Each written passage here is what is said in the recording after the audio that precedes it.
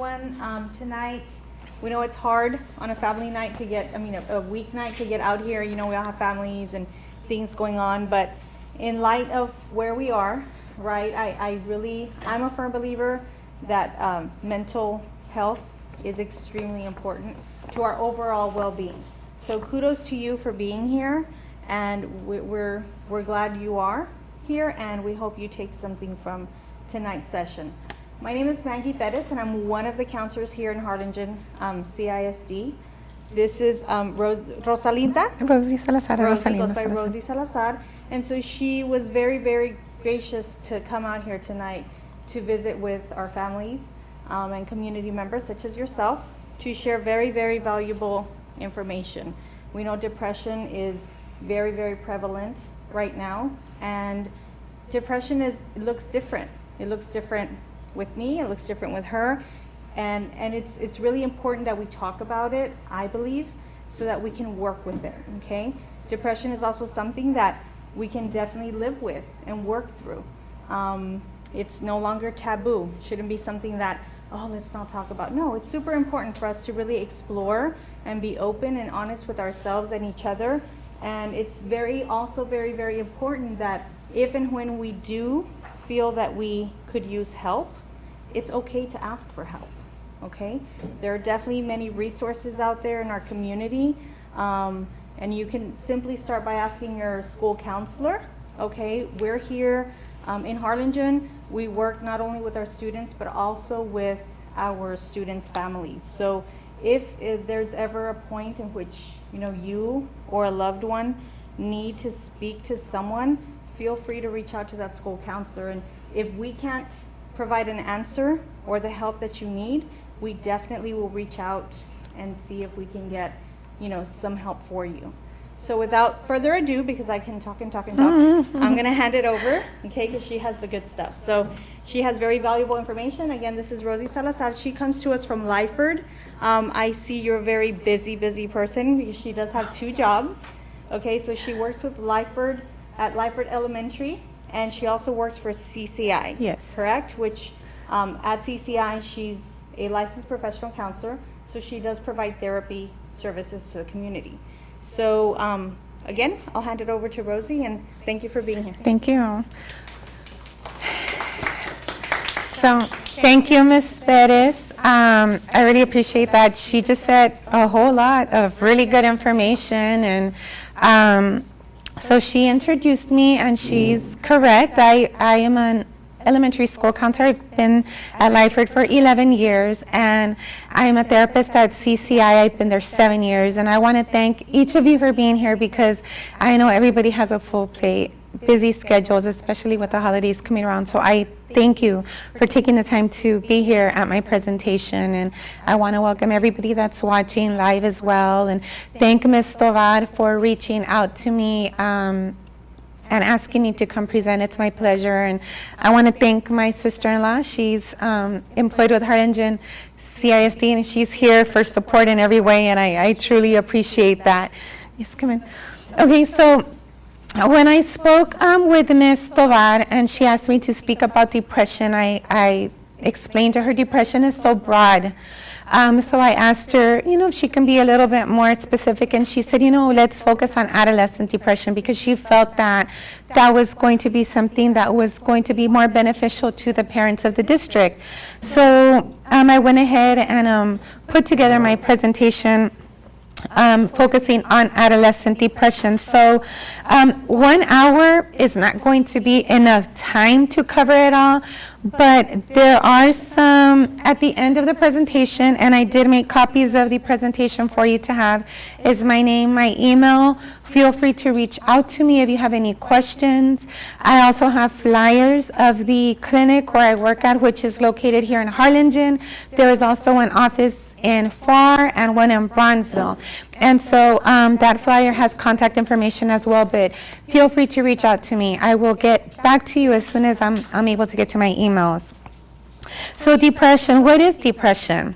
Depression affects all ages, men, women, children. Interesting enough was that when I was doing my research, women ages 40 to 59 have the highest rates of depression, according to the Centers of Disease Control. Well, we wonder, why is that? Is it a shock? Possibly not, right? So some triggers of depression, again, and we're talking women, 40 to 59, because that is the highest number of reported depression rates. So there's certain triggers that were reported. So we're looking at a low self-esteem, women reporting at that age being affected by low self-esteem, and it's like they say, we're our own worst critics. And in a sense, I agree with that we're so hard on ourselves. We began, and I talked to the students about this as well at our district, we began comparing ourselves to social media. And I have to tell the students, not everything that you see being portrayed on the big screen is how it is. There's so many programs that go and Photoshop and touch up, and beauty is something that is held to a high standard. And so that makes sense, right? Low self-esteem. Being dependent is another trigger. So we encourage our students, all our students, to always set high goals. And especially, we want to encourage our females to set those high goals and learn to be independent, because we're not living in the day and age that our parents and grandparents were growing up in, right? Where maybe, I know my mom was a stay-at-home mom, and she was dependent on my dad. So we want to make sure that we encourage everyone, but primarily our female students or our own children, to set high goals, because we don't want them to feel that they have to be dependent. We want them to learn to be independent. So I spoke about self-critical, and then I'm just being pessimistic.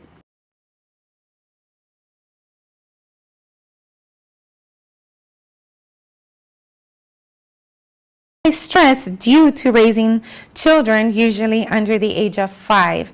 And we know that that is it is a stressor in itself. I have a 17-year-old daughter, a 14-year-old daughter, and I have a 2-year-old son. So it's tough. Sometimes I forget. I get home and I'm so drained, and I just want to go home and take a nap, and he wants to play. So I get on the floor with him, my time, but it's very, very difficult to balance work, being a wife, being a mother. So I wanted to share that with you before I started into the actual presentation on adolescent depression. I'm going to go ahead and share that depression is like many health problems an equal opportunity disease. It will affect anyone at any age, from childhood to late in life. In regards to adolescent depression, more commonly referred to as teenage depression, this mental and emotional disorder is no different medically from adult depression. The symptoms in teens, of course, will manifest themselves in different ways when we begin to compare adult depression and teen depression. And so because teens are facing different social, academic challenges, we can look at some of the causes or triggers to be peer pressure. Everything from looks to brand name clothing, to the phone that they own, to the ones that have the car as opposed to the ones that might not be able to afford one. Sports, changing hormone levels. I have 2 teen daughters, and it's something that I often have to remind myself, it could be because of their age, what they're going through, and developing bodies. So those are the main triggers in regards to adolescent depression. Okay, so depression is associated with high levels of stress and anxiety. And the worst possible scenario, of course, is suicide. Unfortunately, we're living in a day and age where young adults, adolescents find it, and I would say an easy way out to to end life in their lives. And we see that because we've had cases, have you seen on the news, where they've live streamed their own deaths. They've created videos saying goodbye to their family members. So it is something to take serious. It's not anything that we want to dismiss. At the clinic where I work at, and we have some families come in with their children, and they'll tell us they don't believe that it's real, and they'll pull me to the side and tell me, no, I think he's spoiled, está chiflado, but we cannot treat it that way. We have to treat it as we are diagnosing, and then we work our way out. Do they meet the criteria? Do they not? But we want to make sure that we assess and diagnose correctly so that if needed, they receive the proper treatment. So, and it can affect all aspects of a teen's life: personal, social, school, work, just family life in general. Okay, so what we begin to see first and foremost is that it can lead to social isolation and other problems, right? We begin to notice a withdrawal. Okay, they just stop becoming as involved, and they begin withdrawing. So it isn't a condition that people can snap out of. You can't ground them, scold them, or you shouldn't, because it is not something that they can just like it says there, snap out of or cheer up from. It's a real medical condition. I've seen it in my own family where I've had a loved one or two affected, and it's hard because you carry the weight along with that person, and you have to be strong around them because you see them lost and sad and scared. And just thinking of it, I get that feeling of where you're fighting the battle together, and you have to be strong because you have to help pull them, because they're usually in a dark, lost place. So how can you spot, or what is it that you can look for in regards to depression in your child? According to the American Family Physician, that specific study, it is mentioned that 15% of children and adolescents have some symptoms of depression. And they can be difficult to spot because they may know how to hide it. They may deny it.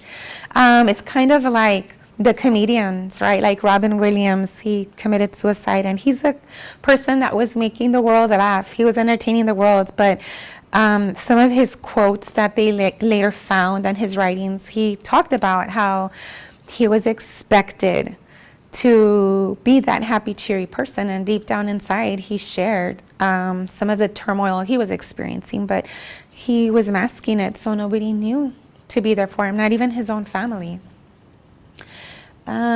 Depression is more than just being bored or disinterested in school. So according to the American Academy of Child and Adolescent Psychiatry, some signs of adolescent depression include appearing sad, tearful, changes in appetite, and not because they're dieting, but because they're losing weight on their own, or even putting on weight.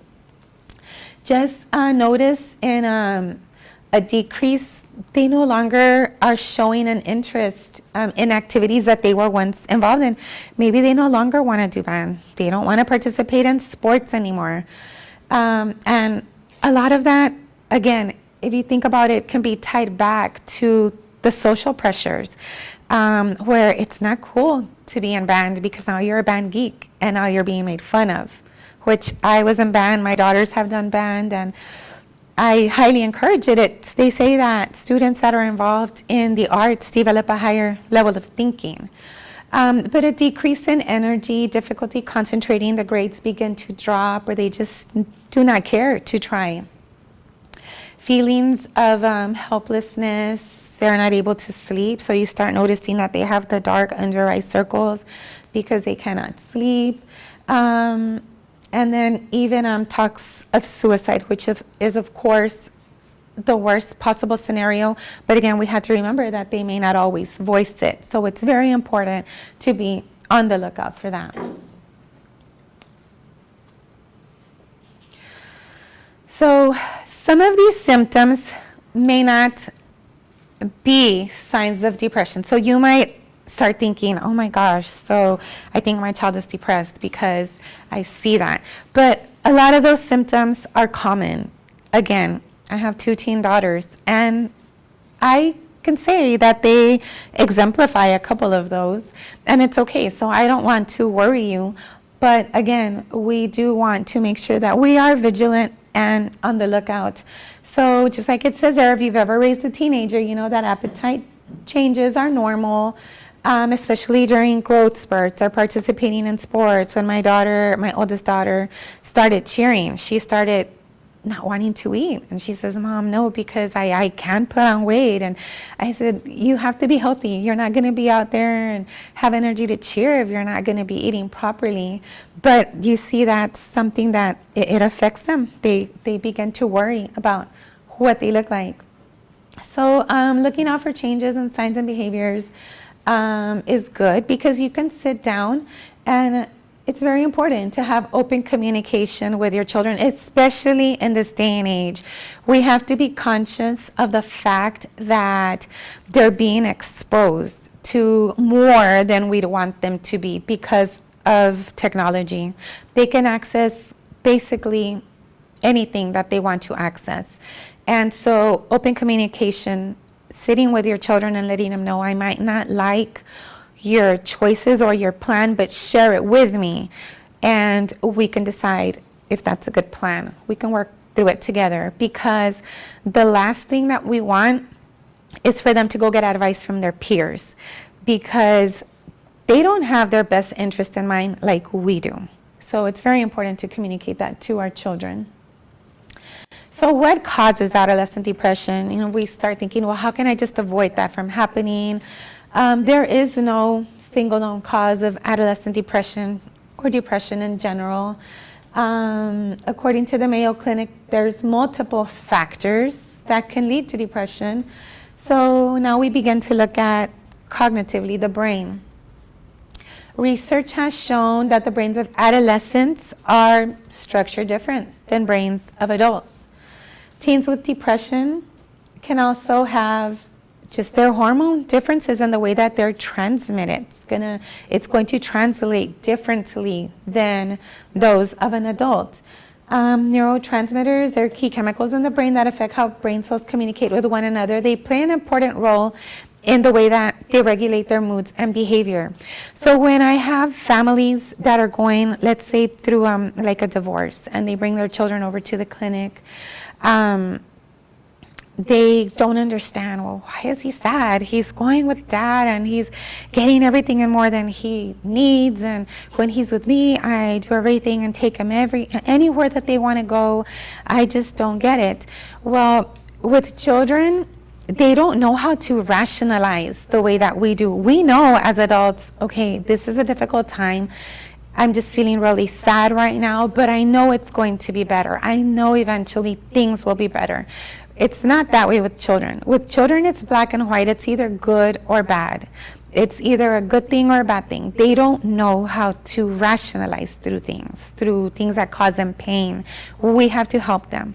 And that's where therapy comes into place, meeting with them regularly, whether it's once a week, twice a month, and activities, hands-on reading, sharing, and helping them understand that eventually things will be better. But it's very black and white for them. It's either good or bad, and that applies to many, many different things in life. Traumatic events can trigger adolescent depression. Most children, they don't have a well-developed sense of coping mechanisms. A traumatic event can lead to a long-lasting impression that may be negative. So the loss of a parent, physical, emotional, or sexual abuse can leave long-lasting effects on the child's brain that can contribute to depression. So another one that we see at the clinic is the loss of a sibling, because I work specifically with children and young adults, and the loss of a parent. and it's very difficult for the children. I have families that I've serviced all 7 years that I've been there, so they've come in to see me little, like 5, 6-year-olds, and now they're middle school, high school, and it's neat because they've almost become like a part of my family. And because I've been there and the parents have trusted me enough to continue working with them. And it's difficult at all stages. If we have a child that lost their parent and now you're celebrating father-son picnic or mother-daughter day at school, it's difficult. This, again, it opens the wound. And we have to explain to them, work with them to help them deal with their grief. Research shows that depression also has a biological component. Sometimes it runs in families. Research shows that it can be passed down from parents to children. And if they have one or more close relatives with depression, they're more likely to possibly suffer from depression themselves. Learned patterns of negative thinking. So if you have a child that's constantly exposed to negative thinking, a child that is not going to be, how can I say this, nurtured the way that maybe another child from a positive nurturing environment is brought up, you can tell. And I see that at our school. I can pick up on these students that, for the most part, come from nurturing backgrounds and environments, just by their interactions, the way that they interact, the way that they speak, even the way that they speak of themselves. And it's really interesting because here it says, especially from their parents, and who learn to feel helpless instead of how to overcome challenges, can also develop depression. So we have some children at school that they will come in and I'll let them know, well, you need to make good grades, you need to pick up your grades so that your mom and dad can be proud of you. Miss, my parents don't care. My parents don't even look at my report card. I can fail. Hey, miss, I don't get in trouble. So then we have to teach them that it's important that they believe in themselves and that they set those goals and work hard to succeed, because at the end of the day, I tell them, I don't want you to go. I've been there 11 years, so my first batch of elementary kiddos have already graduated, and that was neat to witness that. But I tell them, I want to watch you walk across that stage just like the others did. I want to watch you graduate. I care. I'll be there. And I want to go to the football games, and I want to watch you cheer and play football. And they get excited. And so we have a mentor program at our district where we pair all the staff at our campus with students that we feel would benefit from the mentor program. And it's really neat because you are almost like a parent at school. And children come to us and they're with us more than they are at home, because we even have an ACE program at school, and that's program services students. Some students show up at 7:30 and they leave at 7 o'clock. They're there all day into the evening with us. So we have to learn to inspire them and instill them and let them know that we do care about them and we believe in them, so that they're able to change that negative thinking into positive thinking. Okay, so how is adolescent depression diagnosed? It is a diagnosis that is given not, for the most part, not on the first visit. When they come to us to the clinic, we do an intake, and it's a very lengthy intake. We have a system that we use, and so the first session, the first meeting, the family will be there for at least an hour answering questions, and that's just the start. But then we use other instruments to try to rule it out, and if we are not able to rule it out, then we can diagnose, and then we can begin a treatment plan for treatment. It's recommended that a psychiatrist or psychologist perform a psychological evaluation, asking your child a series of questions about their moods, behaviors, and thoughts. But it can be done by a counselor a licensed counselor at a clinic, just like the one where I work at. And so in order to diagnose depression, the adolescent has to meet 2 or more major depressive episodes for at least 2 weeks. This might not make a whole lot of sense, but I just wanted to include it here so that you have a little understanding of how it is that we work the process into diagnosing. So there are episodes, these episodes that I just talked about, the major depressive episodes lasting 2 weeks, must involve at least 5 of these following symptoms. So aside from the depressive episodes, we must be able to show that they consistently meet 5 of these symptoms. We have the agitation, depressed mood most of the day, a diminished ability to be able to think or concentrate, the diminished interest in most or all activities, fatigue, just a sense of tiredness. They'd rather sleep, be alone, away from everyone in their room. Feelings of worthlessness or excessive guilt. And that one is very, very hard to work, because the feelings of worthlessness is probably the one that I see. That's one of the 5 that I see the most. And just like I was saying, when I was thinking about like my relatives that were affected at home, it's heavy. It's a heavy place to pull them out of, because you can be positive and want to instill it in them, and they tell you, no, miss, no, you're just saying that because you have to say that, miss. No, I don't believe it. It's hard. But we have to be genuine. We have to be genuine so that they know that we truly know that they are worthy, that they're loved. They might not feel that way, but that they are. So treating adolescent depression, your mental health professional, they will also meet with you, because at the clinic I work with the children, and right before I take them into session, every single time, I do not just take them with me. I always meet with the parents for a couple of minutes, 7 minutes, 5-7 minutes, and I ask them, tell me what it is that happened this last week, these past 2 weeks. What is it that you want me to work on? And it's so effective. They appreciate being part of the counseling. And they don't go back with myself and the patient, but I do meet with them out in a private area in the lobby. And then I take the child with me, and I already have an idea of where to go. Because what I may have been working on 2 weeks ago or a week ago might be different, or there might have been a different trigger that they want me to target.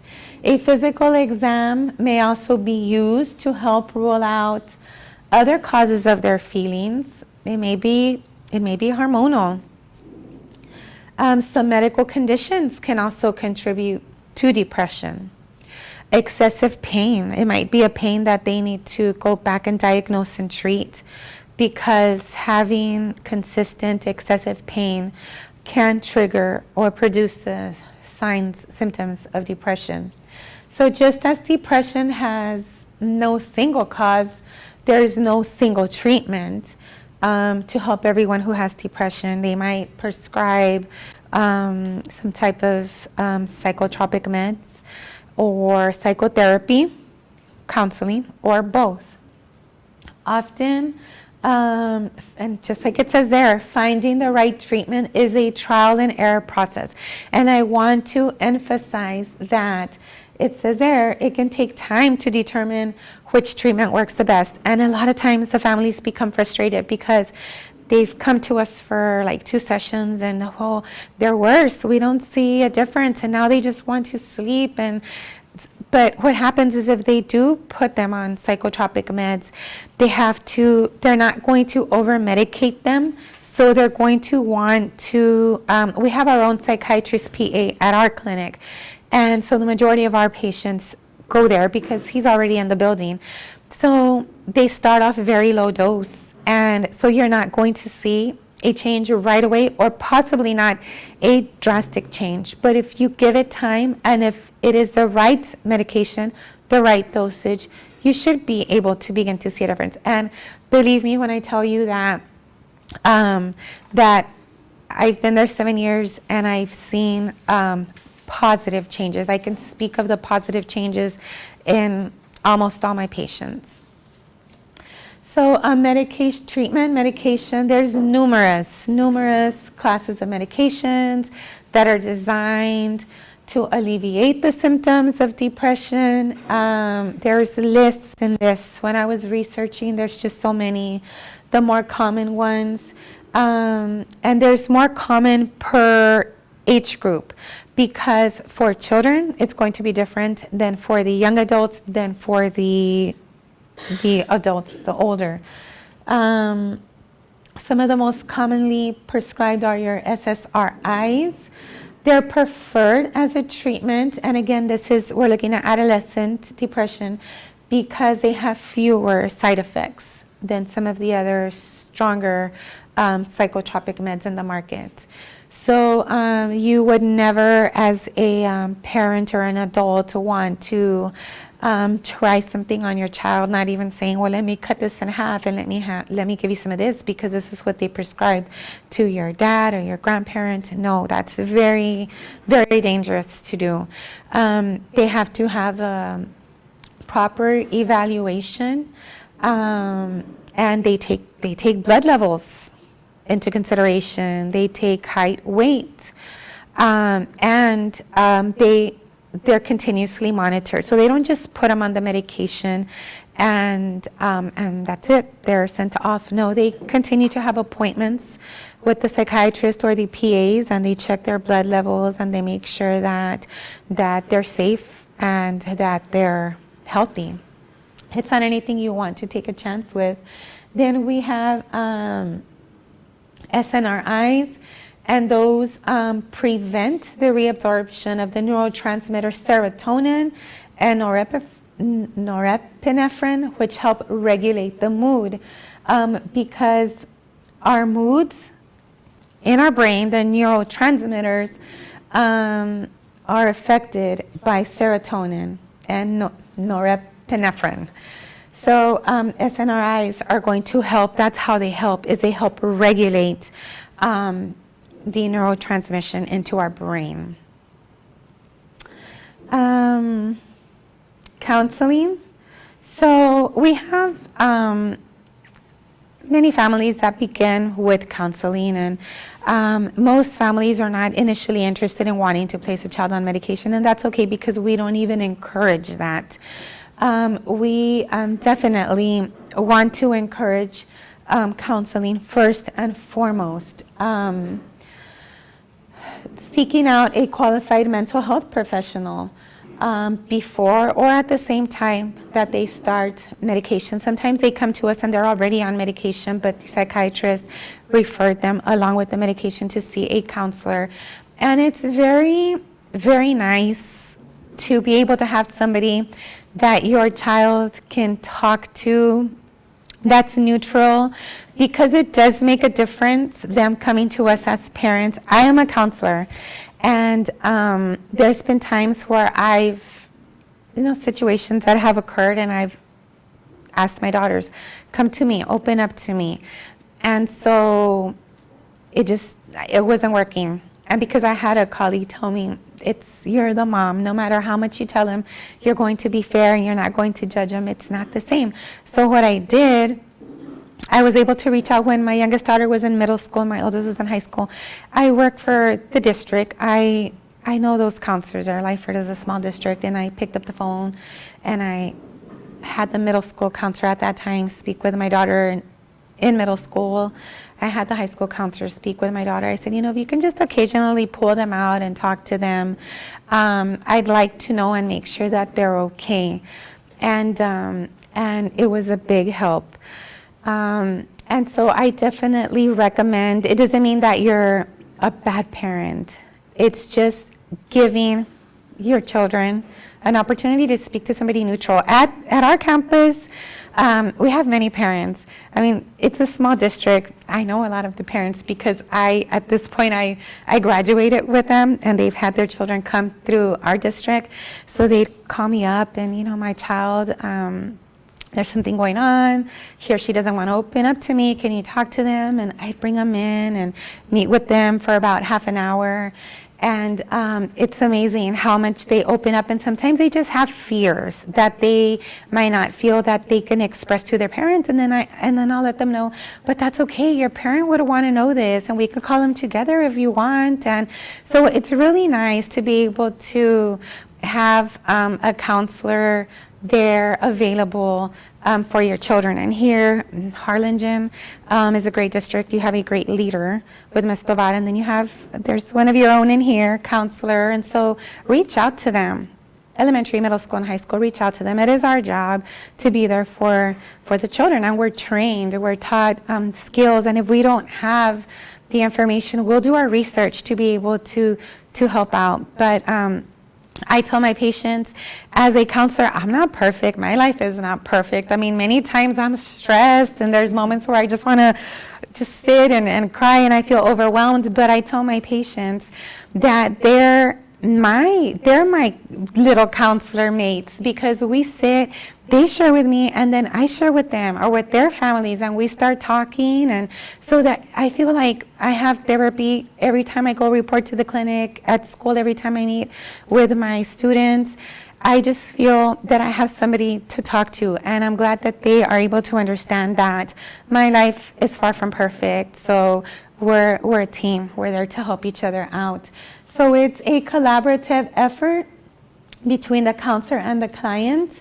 And we help identify goals and solutions to problems that may be causing emotional issues. We seek to improve communication and coping skills. Sometimes I'm able to bring the parents in, and we're able to sit. Even in situations of divorce, I will call both parents, because we have a mom that may tell me, well, dad doesn't want to talk to me. He has me blocked. And I say, but it's important that you both come together here for your child, because your child needs you. Your child is saying that, and children are smart. They're very smart. They know more than we want to hide things, but they come and they share, because they sit with me and they already know a lot more than the parents think they know. So I'll have to go tell mom or dad, well, your child already knows that because he already shared it. And so I try to get the parents to come in, even if I have to call them and do the communication. And it's very nice when they're able to come together for the children, right? Because they're what's important, their livelihood and their well-being. Strengthening self-esteem. Again, we live in a very, very, very difficult, demanding society where standards are set so high, some of them unrealistic, but our children feel that is what is expected. And so the self-pressure is just incredible. And then, of course, promoting behavior change and a more positive way of thinking. So how long does a process take? Well, there is no time period. Like I said earlier, I have the 7 years I've been there, I still have families that I'm working with 7 years later. And so there is no beginning. And I've had families that stop for a while, and then they'll message me, are you still at the clinic? Yes. I need to go again. Okay, fine. Just, call and we'll make an appointment. So there is no set window to say it's going to be about 3 to 5 months, because from there other things may arise that they want assistance with. And so it can be a short while. I mean, I've had cases where they've come in a couple of months and they're good to go, but then I have the ones that are still there. And it's really neat because, like I said, it's a therapeutic process. It's teamwork. Not only am I helping them, but they're helping me. So exercising, so ways that we can possibly help diminish or avoid what the causes of depression. Exercising is important. Even just a walk, a walk. You don't have to go and jog, but a good walk. Exercise has been proven to stimulate the production of chemicals, feel-good chemicals in the brain that elevate mood. I know that I've gone through times where I started walking, taking my mom with me, and then I start feeling really good. I feel like I'm losing weight, my clothes is fitting me better, and then I get so busy and I'm not doing it anymore, and I feel like, let me get my baggy clothes out, and I start feeling not so good about myself. So I agree with that. So encouraging your child to enroll in a sport, swimming, tennis, band is a sport. Coming up with games that encourage physical activity, and so those are the benefits there. Increased motivation, focus and learning, can stimulate rest and relaxation. Believe it or not, exercising can help you if you might have trouble getting your sleep. It's proven that it helps. Sleep is important to your child's mood. Make sure they get enough sleep each night. Follow a regular bedtime routine. I tell our students, boys and girls, get off of the video games, because so I work primarily 3rd through 5th grade, and then I have a co-counselor that works pre-kinder through 2nd. And at all levels, we can both tell you that when they come to us and the teachers walk them over and they're crying, they're upset, they're tired because they're not being regulated. And there is a way to regulate. You shut off the router because they're smart. So you can take away the phone, but they'll go get the iPad, they'll get the laptop. But if you shut off the router, they're not going to have access. Pick up the phone because they need to be well rested. Because if a child is not well rested, they will be falling asleep in class. They are not going to be concentrating and making good grades because they're tired. So their brain is not functioning the way that it should be, so that they're able to take in what their teachers are trying to teach them. So it's official. 58% of children are not getting enough sleep. And so not getting enough sleep, you have concentration problems, 97% risk of depression, risks of anxiety, aggression, being angry, even as adults, right? When we don't get enough sleep, it's just kind of like you don't want to be bothered, you're just trying to make it through the day.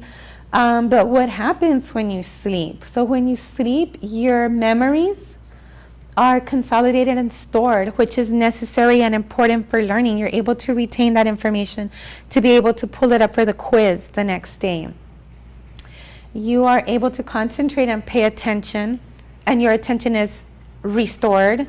Our muscles repair, we recover, and we grow. They say when we're sleeping, we're growing. We're allowing our body to replenish itself. Balanced diet is very important also. It takes the body extra energy to process foods high in fat and in sugar. So what we put into our bodies is very important in regards to our well-being. So the wrong foods are going to make us feel tired and sluggish. So it's important to pack your children's school lunches. For those of you that pack your children's lunches, a variety of foods that are nutritious. But sometimes I see the kids, they pack their own lunches, they try, but they'll open up their little lunchbox and it's like Skittles, M&Ms, Hi-C juice. I'm like, that's going to be interesting after lunch, because it's going to be hard for them to stay still. And then the crash, when it works out, they're going to be sleepy and they're not going to be able to concentrate. So avoiding too much caffeine, because again of that crash, where you begin feeling tired, and then abstaining from alcohol, especially for teens, which we know can create many problems. And people with depression should avoid it because they're, for those that are on medication, that's a very scary combination. So suicide prevention, if you think someone or you suspect someone is at immediate risk of self-harming, hurting themselves or hurting another person, there's help out there. 911, local emergency number. Stay with the person. We've had at our campus situations where we've had our students outcry and have said, I want to hurt myself. We have to take that serious. We cannot dismiss it and allow them to go home. So we use MCOT through Texas Tropical, and we dial them, and they have a 1-hour response time. We're in Lyford, and they go out there, and then they're able to do a professional intake. So they will meet with the child, with the parents, and then they determine, no, you know what, they said it because they were upset, but they didn't mean it. And that does happen many times. They'll say, I don't want to live. I just want to kill myself. I want to die. Well, then when they realize, okay, well, now we have to, if you mean it, we have to properly assess it. We cannot just let you go because we care about you, and we have to make sure that you're going to be okay. Some of them panic. Oh, no, miss, I didn't mean it. I was just feeling like really bad. Okay, well, we're going to go ahead and have somebody come in that can make sure that you are okay so that we can rule it out and we can just carry on. So we have that number that we use. Of course, staying with the person until help arrives. Making sure there isn't anything of danger in their way that they can get a hold of. Listen. Many times they just need to talk and they need to be listened to, but it's important to not be judgmental and start putting them down and telling them, no, well, you probably just want attention, or why are you acting this way? So it's important to listen. If anything, listen. And then, of course, I went ahead and provided the National Suicide Prevention Lifeline number. These are my sources where I gathered the information from, and then the next slide is my contact information. If you'd care to write that, well, you have it with you. Feel free to reach out to me if there's anybody that you know that would need information. You want to share this, feel free to share it. I love what I do. I'm passionate about my job. And I will do everything that I can in my power to find answers. I might not have them all, but I will do my best to find answers and help guide anybody that might have questions. So at this time, we have about 10 minutes left. Does anybody have any questions or anything that you'd want to share in regards to the presentation today?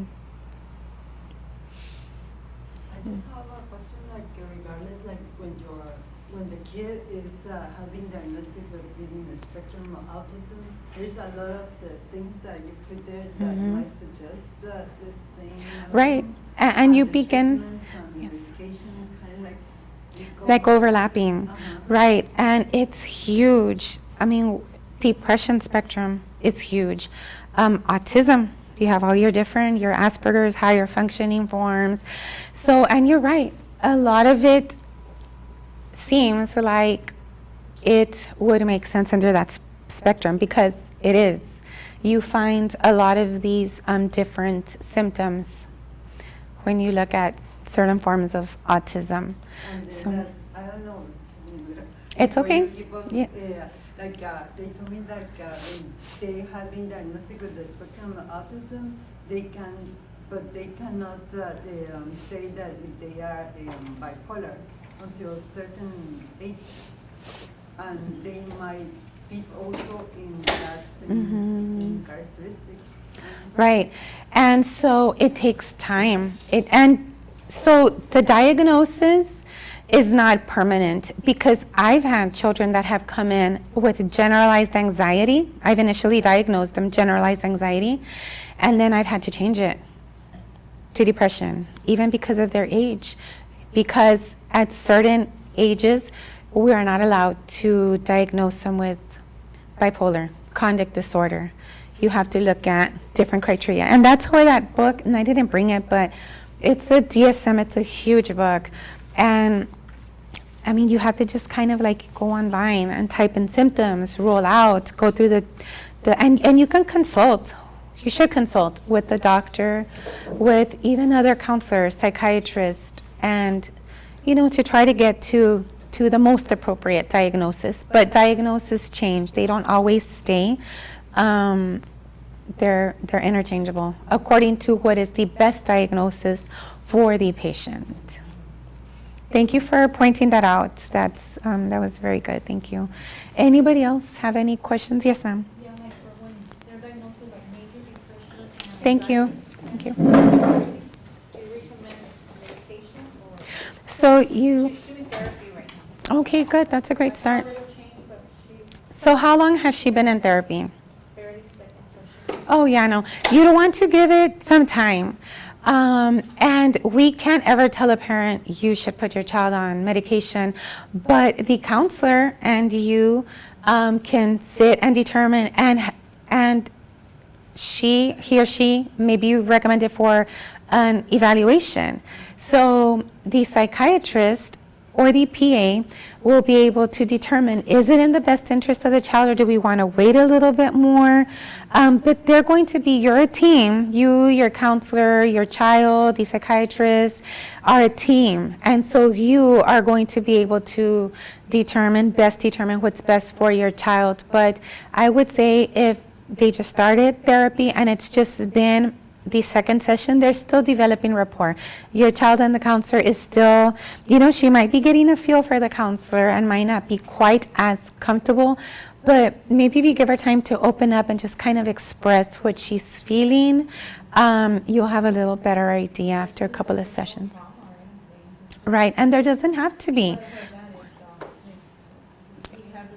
Okay. Right, and just like it says there, research shows that sometimes it is passed along in the family. But so you have my number. If you have any questions, feel free to call the office or email me. It would be my pleasure to be able to answer any questions. Yes, Ms. One thing, I work with students at the secondary level here in Harlingen. And of course, like Rosie said, she was talking about, depression, right? And I do want to point out that a lot of times, I've personally, as a high school counselor, have noticed that a lot of students kind of tend to self-diagnose, right? And so I think in general, we tend to do that ourselves, right? So if I have a runny nose and or my throat hurts, I have strep. We tend to just subconsciously do that. Depression is just there are circumstances in our lives that cause grief, right? And so surely, if I were to lose my father or my husband or a child, I'm going to be sad for probably a prolonged period of time. Is that depression? Well, I don't know. That's why it's important for like Rosie said, for a team to come together. Right, and it doesn't mean I'm not suggesting in your case that your daughter, or all I'm saying is that I think there's so much value in a team coming together and being as open and honest with how the person is feeling. Talk to your school counselors. For those of you that are here for youth, someone young in your family, reach out. Call the counselor. Have you noticed if my child is like this at school? Have the teachers told you anything? Because this is what I see at home. A lot of times it's environmental, right? It's circumstantial. A lot of times we don't perceive things the way our children perceive them. And so if I feel like, oh, come on, if I tell my son, come on, get over it, it's not a big deal. It's like she said, developmentally, their brains are still developing. They see the world through a different lens, right? And so even, let's say, as an adult, the circumstances that bring us grief or sadness, we need to allow ourselves time to heal from things. But most definitely, I think, it's super important to reach out and always look for support, whatever that looks like.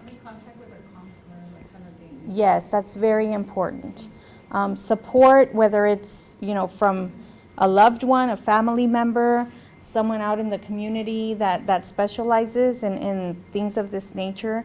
And so that's why we bring people like Rosie here, because we want to provide that for our community, not just our students, right, but also those that our students are close to. A lot of times our students feel what their parents feel, right? And so a lot of times we project that to our kids. So, you know, there's just, it's such a huge thing to explore and talk about. This is just the surface, Definitely. I'm sure, but yeah. So as Ms. Bettis is speaking, and she's right. We have children that have lost a dog, a pet, and they're devastated, and they really cannot concentrate. They will come and they'll sob and sob and sob, and it's so hard for them. And so we might not think it's a big deal as parents, but it's a big deal to them. And just like Ms. Bettis said, we deal with emotions and different life events differently. The loss of a parent might be dealt, or loved one, might be dealt with and processed differently by me than it might be by my coworker, friend, relative. And she's right, grief doesn't necessarily mean, because you're grieving does not mean that you're depressed, but the symptoms are very similar. And she's right, sometimes we watch the commercials and I'm sitting there and I'm thinking, oh gosh, I think I have that disease because I feel this way. And so she's right, we tend to self-diagnose, but there isn't anything wrong with going and getting a professional evaluation. It's not going to hurt you, it can only help. The biggest takeaway, I think, is try to be aware of what you're feeling. You know, today I woke up feeling this, or yesterday I woke up, because they're going to ask all those things when you go to therapy, right? They're going to ask you, well, when was the last time you felt like this? And you know, and so a lot of self-awareness, right? Without really overthinking, but just self-awareness. Oh, I felt like this today, or I didn't really feel like that yesterday, but today I feel so bad. You know, self-awareness, being honest and open, and always seeking support, I think, are huge takeaways. And you know. What about like using social media? Does that affect the way they think? Oh yeah. So today, Here, I don't want I was talking to my students. I showed them 2 videos, and they're under OK Incorporated Productions. So one of them was called like When We Were Friends, and the other one is Just for Fun, and it is dealing with social media. So what it is cyberbullying, and so I explained to my students that I discourage them from having Facebook, Instagram, any type of social media, because the students, and yes, at elementary, they have accounts. It's drama already. It's very easy for somebody to just go and post what they may be thinking, what they may be feeling in a mean manner. But how does that affect them? It affects them, especially when now others have access to it, and now the next day they're talking about it at school. And so even with like my daughters, they weren't allowed to have social media until they were in high school. And even then, so my daughter that's a senior, she opened up Facebook when she was a sophomore, and I told her family, let's keep it family. She added some friends, now she's a senior, but she hasn't had any issues with that. And my younger daughter, she doesn't have Facebook. But I mean, it's not saying that they shouldn't have them, they can, but monitor. You know, it's important to monitor, because they can still go create accounts. But I discourage it only because I see it so much with our kids. And we're talking elementary, I'm dealing 3rd, 4th, 5th grade. And they come in with issues because they posted about each other. They posted a picture that they didn't give the friend permission to post. You know, and it might not seem huge to us, but it is to them. And it affects them in a huge way. So I guess the most important thing would be just to explain to them that it's important to be responsible, and definitely always try as a parent to monitor. Yes. Any other questions? Yes, very good questions. Thank you so much. Thank you. Appreciate it, and thank you, everyone. You know, it's like I said, it's hard to come out on a weeknight tonight. But please, if you ever want to refer back to her video, we did go ahead and record it, and I believe it'll be available on our district website. If you want to share it with a family or friend, family member or friend, just let them know there's information out there. Her PowerPoint will be there with the information she shared, as well as her contact information. Thank you Okay, so much. Yes, thank you, Ms. Perez. Thank you so much to everybody. It was a pleasure and an honor being here. And thank you again. Back here, Ms. Perez, future counselor. She's working on being a future counselor. So thank you, everybody. Have a good night.